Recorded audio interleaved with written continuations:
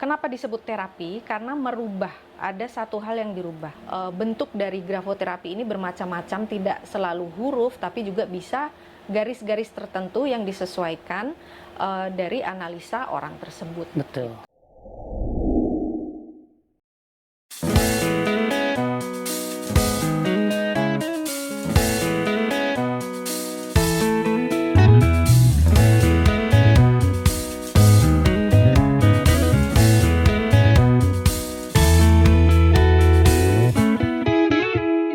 Assalamualaikum warahmatullahi wabarakatuh. Halo Sobat Segala, ketemu lagi dan kali ini adalah episode kedua bersama Mbak Mia atau Laksmira Ratnakumala, sang praktisi psikologi. Apa kabar Mbak Mia? Alhamdulillah baik. Sehat? Alhamdulillah sehat. Keluarga tetap sehat ya? Sehat. Alhamdulillah. Oke, masih di tengah kesibukan? Masih berlanjut. Masih berlanjut? Ya. Masih mondar-mandir? Masih juga. Masih juga ya. Nah, oke Sob, mungkin di episode pertama kita membahas mengenai grafologi yang ada keterkaitannya dengan perkembangan psikologi ya. Betul. Tempo hari kita ada penjelasan mengenai grafologinya sendiri, kemudian kita ada grafologi dalam parenting sampai ke apa ya? Mungkin sampai ke tingkat dewasa, dari anak-anak sampai dewasa, orang tua, bahkan ke segi-segi traumatik yang juga pernah kita bahas ya, sudah kita bahas. Dan Sob, kali ini dengan Mbak Mia ini di episode kedua kita akan bahas mengenai grafoterapi. Artinya ini connected atau berhubungan atau kelanjutan dari apa yang kita bahas di episode pertama ya Mbak Mia ya. Betul. Oke, kita langsung aja untuk grafoterapi seperti apa biar kita persilahkan beliau untuk memaparkannya. Maka silakan Mbak Mia. Terima kasih Pak Abu dan Sobat Sagala. Semoga dalam keadaan sehat semua. Amin, amin. Saya mau melanjutkan penjelasan dari yang sebelumnya ya, yaitu tentang grafoterapi. Jadi masih seputar grafologi, masih seputar analisa tulisan tangan.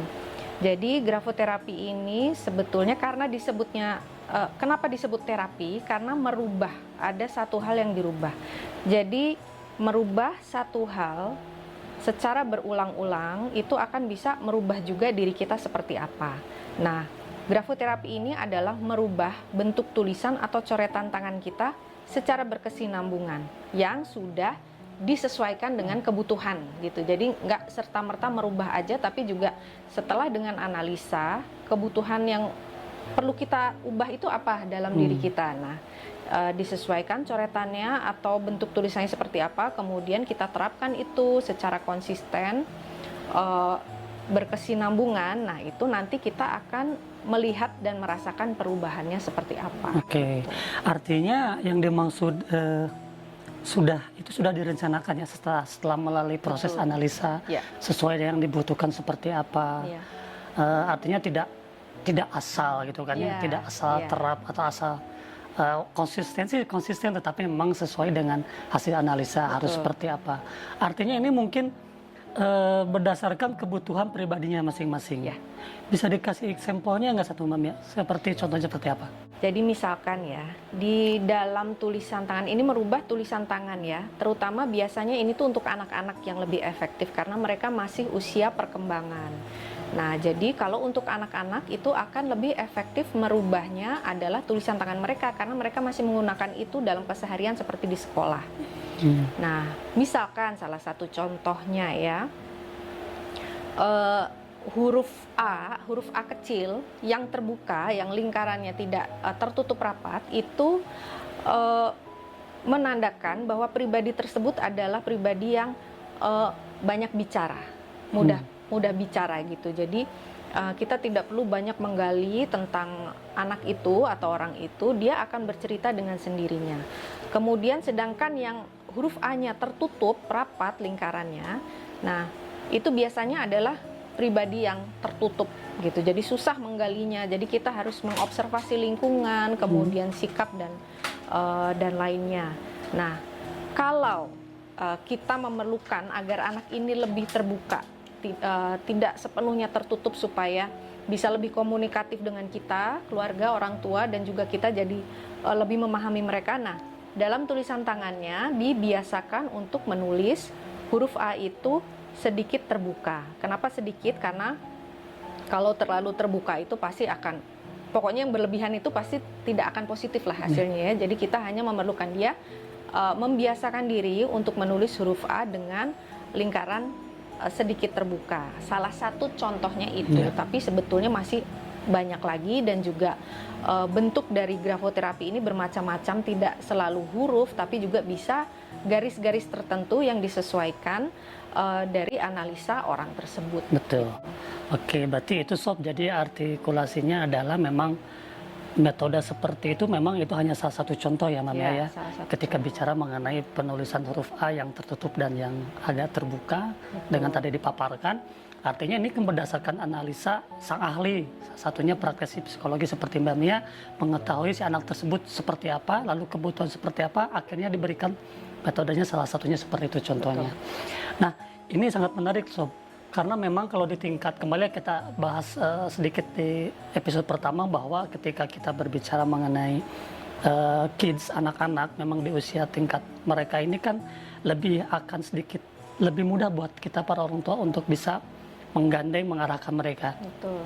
Tapi bagaimana ketika di tingkat remaja yang sudah mempunyai apa ya, dia sudah mempunyai kehidupan, faktor lingkungan, bahkan bicara mengenai orang dewasa dan orang tua yang ketika mereka membutuhkan apa ya, perubahan. Karena kan yang mungkin kalau yang saya nggak salah ingat, bahwa grafoterapi juga ini kan salah satu metode untuk dapat mengenal diri sendiri kan. Betul. Salah satunya seperti itu, selain memang juga untuk bisa memahami komunikasi keluarga satu sama lain. Ya, grafologi. Betul ya. Grafologinya itu kan. Nah, dengan konteks grafoterapi ini artinya tadi bisa disampaikan mengenai di tingkat anak-anak. Jika misalkan di tingkat remaja, bahkan di tingkat dewasa orang tua, itu seperti apa mungkin? Oke. Kuncinya yang pertama dan utama adalah komunikasi dan hubungan antara orang tua dan anak, sehingga ada kepercayaan antara orang tua dan anak. Karena apapun yang ingin kita terapkan pada anak-anak, kalau anak-anak tidak percaya kita, tidak terbuka dan tidak komunikatif dengan kita, maka ya apapun itu treatmentnya tidak akan pernah bisa lancar gitu. Apa yang ingin kita sampaikan pada anak atau apa yang ingin kita ubah dari anak itu tidak akan bisa sampai kalau hubungan kita, komunikasi kita dan attachment kita itu tidak baik dengan anak. Memang dengan remaja ini tantangannya itu lebih besar ya, lebih banyak karena mereka sedang eksplorasi dunia mereka.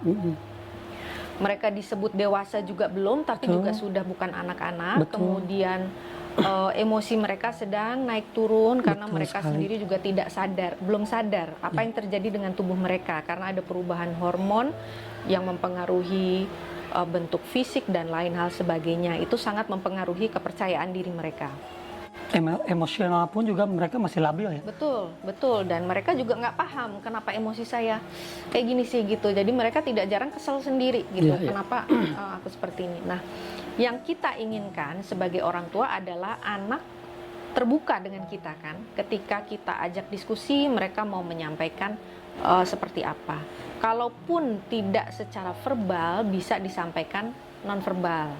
Yaitu misalkan ada sebagian orang atau anak yang lebih nyaman menyampaikan apa yang dirasakan itu melalui, kalau zaman sekarang itu teks WhatsApp gitu.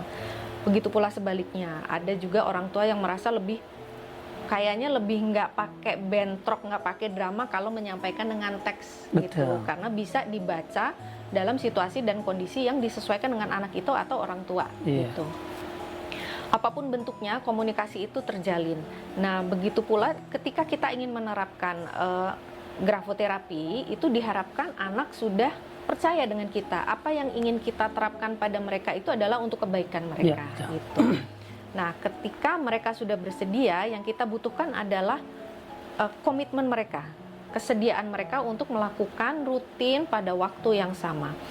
Kenapa? Karena ini bentuknya terapeutik. Jadi merubah satu kebiasaan yang lama ke kebiasaan yang baru, dan perubahan itu membutuhkan konsistensi, dan konsistensi dalam perubahan itu biasanya menimbulkan banyak gejolak. Ada males, ada nanti pegel-pegel, bosen. Nah, itu pasti akan ditemukan. Nah, tugas orang tua adalah menyemangati, membersamai. Artinya tidak hanya memberi instruksi, tapi juga mendampingi, membersamai, dan empati. Bahwa apa yang dilakukan anak ini adalah kesediaan dia untuk merubah kebiasaan dia gitu. Artinya itu udah sesuatu yang bagus kalau anak bersedia ya. Baiknya kita dampingi, kita bersamai agar terapi itu, apapun terapinya, itu berjalan dan berprogres sesuai dengan apa yang kita inginkan gitu. Pada anak-anak remaja seperti itu. Jadi dibutuhkan kepercayaan kita untuk kemudian melakukan grafoterapi itu secara rutin. Ini baru di tingkat remaja, karena tingkat remaja ini yang tadi disampaikan memang emosinya masih labil gitu kan. Sosialisasinya mungkin sedang ekspannya sedang tinggi-tingginya, masih ingin banyak mencoba suatu hal yang baru. Artinya memang tidak akan mudah, tapi juga tidak mungkin ya Mbak Mia ya. Ini yang diperlukan tadi memang kalau saya garis bawahi adalah yang pentingnya bagaimana koordinat bonding ini ya tercipta. Ada keterikatan antara orang tua dan anak, komunikasinya bisa dibangun dengan baik. Saya rasa ini memang sangat penting dan mungkin bisa ditambahkan seperti ini yang Mbak. Setuju nggak kalau misalnya ada satu bahasa yang saya keluarkan bahwa sebetulnya orang tua pun harus menjadi role model, harus jadi contoh. Artinya tidak mungkin orang tua ini memberikan katakanlah perintah ataupun saran ataupun masukan seperti yang dilakukan dalam konteks grafoterapi, namun dia sendiri ataupun kita sendiri sebagai orang tua tidak menjadi contoh yang baik. Artinya di sini kan akan menjadi kontra ya, yang tidak akan nyambung sebetulnya. Nah, ada yang harus kita kita lebih pertegas lagi nih mumpung ke Mbak Mia. Kira-kira nih Mbak Mia, dengan sosok karakter anak muda saat ini tingkat remaja yang memang agak sulit diarahkan. Artinya gini, mereka yang mau dengan sesuatu yang sifatnya tertata ataupun kontekstual, ataupun yang sifatnya dia lebih senangnya sedikit agak wild gitu, agak dia cuek, bebas. Nah, dengan karakter-karakter anak-anak seperti itu, sebaiknya mungkin selain membangun komunikasi yang baik, itu harus meningkatkan bonding di antara kita orang tua dan anak, harus mungkin memberikan pengertian juga harus, bahkan role model pun juga harus. Nah, kadang itu akan sedikit banyaknya juga masih dirasa ada yang kurang nih untuk orang-orang atau anak-anak seperti itu. Ada poin plus lagi nggak yang harus ditambahkan untuk karakter orang seperti itu, anak-anak seperti itu? Fase ini tuh umumnya pasti dialami oleh anak-anak ya, yang ketika sudah beranjak ingin eksplorasi dan kebutuhan adrenalinnya itu sudah tinggi gitu. Walaupun memang setiap anak itu sampai kepada fase itu tuh di usia yang berbeda-beda. Jadi tidak selalu sama, misalkan di usia 15 atau 16 tahun anakku nggak kayak gitu, anakku nggak gini. Karena mencapai di fase itu tuh berbeda-beda, dan setiap anak tuh pasti akan meresponnya juga berbeda-beda dengan tiap tantangan itu. Nah, yang terbaik adalah orang tua tetap terus belajar mengenai dunia mereka. Jadi tidak putus asa, tidak merasa bahwa itu kan dunia mereka, nggak tahu lah, namanya orang tua itu udah bukan, nggak paham lah gitu. Tapi sebaiknya orang tua berusaha sebisa mungkin untuk mempelajari dunia mereka seperti apa. Kenapa? Karena setiap zaman itu berbeda. Gitu. Setuju. Dan setiap anak itu diciptakan untuk zamannya sendiri, bukan zamannya kita. Jadi kalau kita berhenti untuk belajar, nanti kita akan cenderung selalu membandingkan dengan zaman kita. Gitu. Yang pertama itu, yang kedua, perkembangan otak manusia itu kan terus berkembang. Sebisa mungkin orang tua juga tidak membatasi diri untuk berhenti belajar sampai di satu titik yang merasa udah itu bukan zamanku gitu. Tapi terus belajar. Itu akan memperbarui secara medis, pasti akan memperbarui sel-sel tubuh, sel-sel otak ya, sehingga lebih lebih sehat lah secara kognitif gitu. Nah, dengan memahami dunia mereka, jadi berusaha untuk mempelajari dunia mereka, memahami dunia mereka, bukan untuk menghakimi ya. Jadi bukan untuk menghakimi bahwa sekarang itu kan lagi zamannya ini tuh langsung dihakimi dengan label-label negatif gitu. Jadi terlalu banyak label di masyarakat ini yang negatif gitu. Sedangkan label itu kalau terus berulang-ulang disebutkan, lama-lama tuh jadi embodied. Jadi terjadilah seperti itu. Walaupun mungkin wajar ya sebagai orang tua banyak ketakutannya, ada kecemasan wajar. Betul, itu sebabnya kita harus pelajari seperti apa dan kemungkinan negatifnya seperti apa, tapi juga positifnya seperti apa gitu. Karena anak-anak disiapkan untuk zamannya. Jadi orang tua sebisa mungkin juga terus belajar untuk mengetahui lingkungan seperti apa sehingga orang tua bisa alert ya ketika ini sudah di luar normal untuk lingkungan dia, untuk dunia dia ini sudah di luar normal gitu. Jadi orang tua juga paham sehingga anak juga ketika bicara diskusi dengan orang tua itu ternyata orang tuaku cukup paham, cukup nyambung, berempati dengan dunia yang mereka hadapi, bahwa dunianya itu tidak seenak yang dianggap orang tua, bahwa ini sudah enak serba teknologi canggih, tapi juga ada tantangan-tantangan lain yang sebetulnya membuat mereka gelisah, membuat mereka takut gitu. Tapi mereka malu atau takut untuk menyampaikan pada kita. Gitu. Oke, nah itu pentingnya Sob, karena memang ini bener banget loh Sob. Jadi aku setuju nih, saya setuju karena memang kalau dipikir kita kembali ke episode pertama ini sempat disinggung bahwa memang sebagai orang tua itu memang harus bisa masuk ke dalam dunia anak ya. Artinya tadi saya setuju, bahkan bukan jauh-jauhnya untuk menghakimi ini benar salah atau gimana, tapi memang kita harus bisa mengetahui sampai sejauh mana, seperti apa, sehingga ini bisa menjadi alert untuk kita memantau perkembangan anak, sehingga ketika terjadi sesuatu kita bisa mengantisipasi sejak awal. Gitu Mbak Mia ya? Betul. Oke. Nah bagaimana di tingkat dewasa dan orang tua untuk grafoterapi ini Mbak Mia? Tingkat dewasa tentunya itu dibutuhkan kesadaran diri ya, karena sudah dewasa, sudah tidak ada lagi yang mengarahkan atau yang mengingatkan gitu. Nah, dibutuhkan kesadaran diri.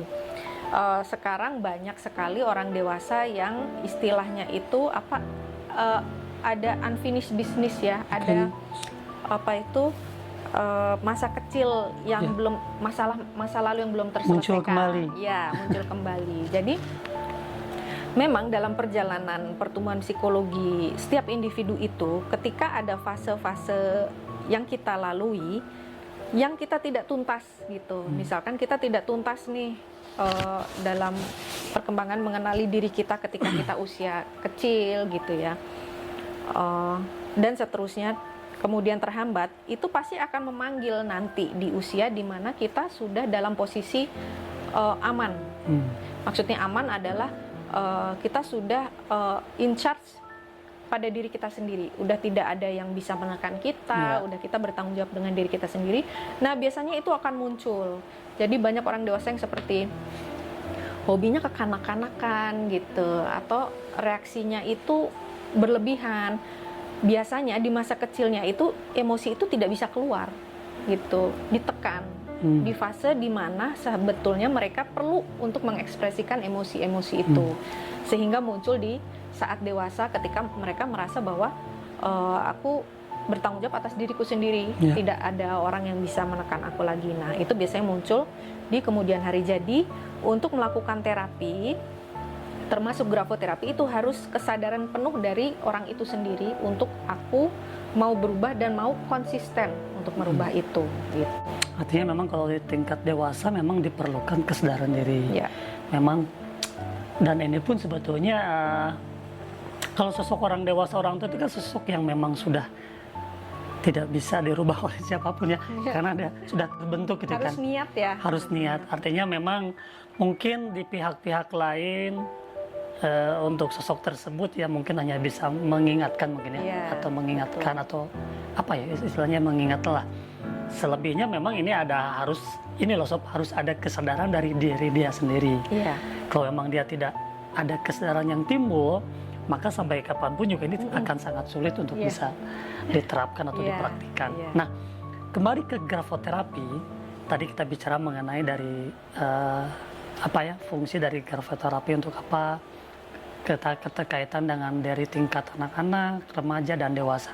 Lalu secara praktikal grafoterapi, kalau kita bicara mengenai tadi ada tulisan ataupun doodles mungkin ya, yang bisa kita kerjakan, namun itu harus konsisten agar dapat bisa merubah karakter ataupun bukan sifat ya, karakter masing-masing.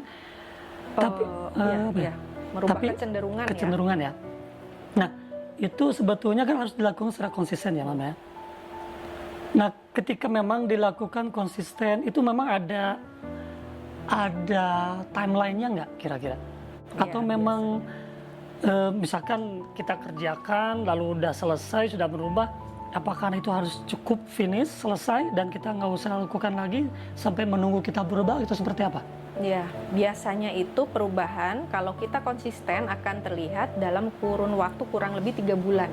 Oke. Gitu, 3 bulan. Kemudian nanti kita review, gitu, seperti apa reaksi kita terhadap hal-hal yang dulu itu menjadi pemantik atau pemicu emosi negatif kita, gitu.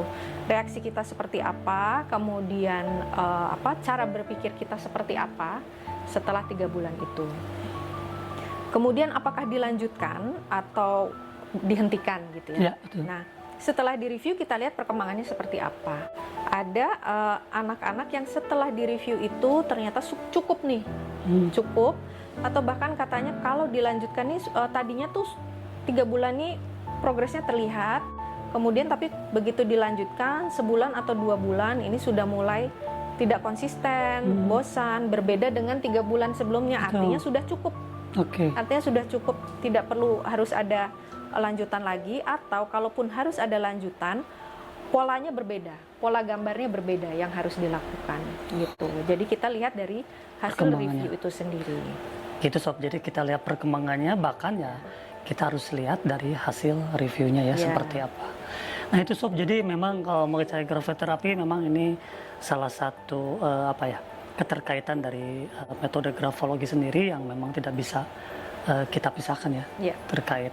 Memang yang tadi kita terapkan sesuai dengan case-case tertentu, artinya kasusnya seperti apa, di tingkat level usianya seperti apa, maka akan keluarlah cara-cara metode yang akan disesuaikan. Yang terbaik adalah sesuai dengan hasil analisa itu sendiri. Nah, Sobat Sagala, ini di depan kita ada boneka beras ya? Ya, boneka beras. Boneka beras, lalu pasti Sobat Segala, apa sih boneka beras? Nah, Mbak Mia, ini ada kaitan dengan grafoterapi nggak? Ini ada kaitannya dengan doodles terapi, dan juga ada kaitannya dengan mengenal diri. Gitu. Jadi kenapa isinya berat? Memang dibuat dengan berat tertentu agar sama dengan, kurang lebih mirip dengan menggenggam atau menggandeng tangan seseorang yang dekat dengan kita. Gitu. Kemudian kenapa saya pilih beras? Karena memang beras itu dalam keseharian kita dekat dengan beras ya. Gitu. Nah, di sini ada gambar laki dan perempuan, itu bisa dipilih sesuai dengan kita itu attach dengan siapa dalam keluarga atau orang terdekat kita, apakah ibu, ataukah ayah, atau bahkan mungkin anak kita sendiri gitu. Buat kalau yang udah menjadi orang tua, yang anak-anaknya sudah dewasa, biasanya ada satu grief atau rasa kehilangan, kerinduan dengan anak-anak kita yang waktu masih dekat dengan kita gitu. Nah, dengan berat tertentu ini, dengan gambar ini yang bisa kita warna sendiri sebetulnya, disesuaikan gitu. Apakah mau ditambah ornamen baju, atau mungkin rambutnya mau diwarna, atau mungkin mau ditambah satu aksesoris tertentu, itu bisa dengan doodles, spidol atau marker untuk kain bisa di sini gitu. Tapi ini mohon, jadi Mbak Mia sebetulnya ini lebih kepada, kalau bicara mengenai terkait pasti semua terkait, tapi ini lebih kepada konteksnya lebih condong ke grafoterapi atau nanti ke mengenal? Lebih ke mengenal diri dan menenangkan diri.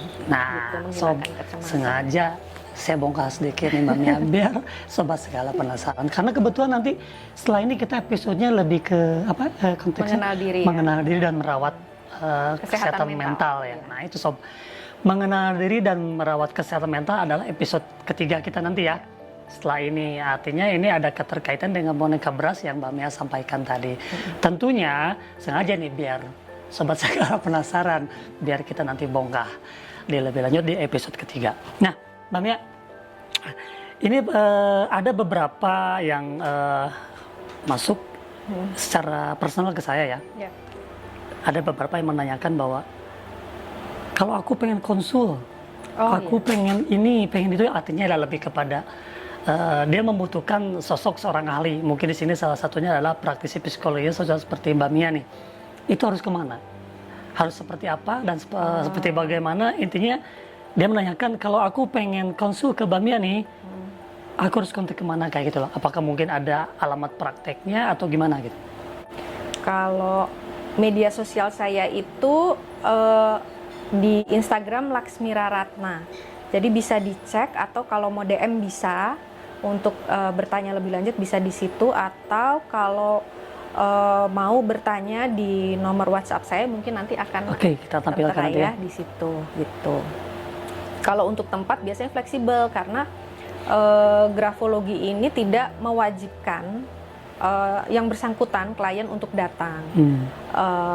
Karena seperti yang kalau nggak salah saya udah pernah ya sampaikan ya bahwa asesmen grafologi ini itu adalah mengutamakan originalitas dari klien itu. Jadi kalau menggunakan alat tes yang mengharuskan klien untuk datang, biasanya hasilnya itu suka kurang akurat gitu. Tidak optimal ya. Tidak optimal karena ada ketegangan, kemudian ada kesadaran bahwa saya sedang akan dites gitu, sehingga seringkali hasilnya itu bertolak belakang dengan sebenarnya karakternya itu seperti apa. Gitu. Ya, dan saya ingat itu pembahasan itu bahwa memang grafologi ini kan sebetulnya lebih fleksibel dan lebih baik dilaksanakan bisa di mana saja ya. Ya, betul. Karena memang yang tadi Mbak Mia sampaikan, kalau memang apalagi di tingkat anak-anak, dia akan sedikit banyaknya datang ke sebuah ruangan tertentu dengan ada dipantau, dia akan merasa kagok gitu ya, merasa rancu atau merasa was-was. Sehingga itu yang disampaikan maksudnya sob hasilnya bisa saja tidak optimal gitu kan. Optimal, bahkan kadang blocking, tidak mau melakukan apapun gitu. Oke. Jadi sobat segala memang yang membutuhkan informasi mengenai sosok Mbak Mia ini, nanti kita akan bubuhkan informasi apakah dari mulai nomor WhatsApp ya, alamat sosial media, nanti sobat segala bisa langsung kontak beliau nih untuk lebih lanjut. Oke, Mbak Mia, saya rasa udah cukup lengkap nih untuk si grafoterapi. Kesimpulan terakhir disampaikan tuh sobat segala. Kesimpulan terakhir kita coba untuk belajar untuk mengenal diri, baik itu orang tua maupun anak-anak gitu ya. Sebelum kita minta anak-anak kita untuk berubah atau mengenal diri mereka, kita harus mengenal diri kita dulu seperti apa. Nah, itu paling penting. Kemudian terkait dengan grafoterapi tadi pada anak-anak, kalau boleh saya boleh kasih tips nggak ini? Contoh ya, gitu ya. Jadi salah satu contoh nih ya, anak-anak remaja yang lagi sukanya bergaul nih, biasanya kita cek tulisan tangannya, biasanya spasinya itu tidak teratur dan bahkan berdekatan satu sama lain. Spasi itu interpretasinya adalah hubungan sosial gitu. Jadi kalau spasi yang berdekatan itu artinya anak ini atau seseorang ini senang bersosialisasi atau ekstrovert.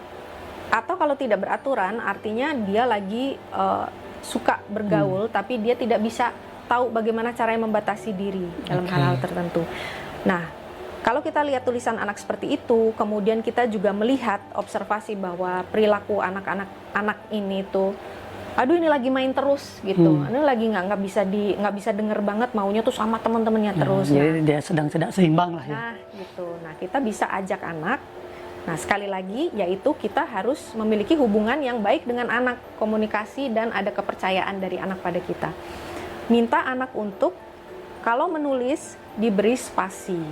Nah, kenapa? Supaya anak bisa membatasi diri mereka dengan lingkungan mereka. Jadi ada hal-hal yang sifatnya private atau hal-hal yang sifatnya itu normatif atau memiliki nilai-nilai tertentu, itu dia jaga. Itu tidak kolaps gitu ya. Nggak bertubrukan gitu. Oke, sob. Jadi tips yang sangat keren dan sangat bermanfaat. Pasti banyak penasaran sobat segala Mbak Mia. Tapi kita akan bungkus satu persatu ya, biar Sobat Sagala juga bisa memahami. Ya. Jadi step by step, dari mulai episode pertama kita adalah grafologi dan penjelasannya, kemudian sekarang grafoterapi, dan next di episode ketiga adalah mengenai mengenal diri sama dengan merawat kesehatan mental. Segitu saja Sob untuk saat ini bersama Mbak Laksmira Ratna Kumala. Kita ketemu di episode ketiga untuk tentang mengenal diri merawat kesehatan mental. Begitu ya, Mam ya? Ya, betul. Oke, terima kasih untuk Sobat Sagala semua. Kita pamit. Assalamualaikum warahmatullahi wabarakatuh. Waalaikumsalam warahmatullahi wabarakatuh.